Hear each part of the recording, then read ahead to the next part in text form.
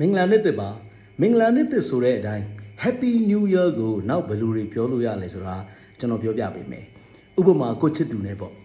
Can't wait to make more memories with you this year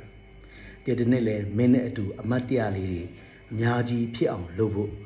ငါဆန္ဒဇောနေပြီအရက်ခွက်လေးတိုက်ပြီးတော့ Cheers to us and another year of love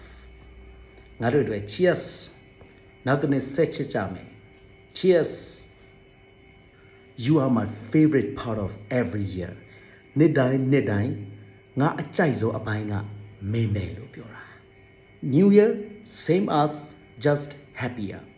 နေ့တလားငါတို့ညောက်ကတော့အရင်တိုင်းပဲတို့တော့ပူပြီးပျော်နေကြတယ်နော်အရက်ခွက်လေးမြောက်ပြီးတော့ပြောလိုက် Here's to another 365 days with you.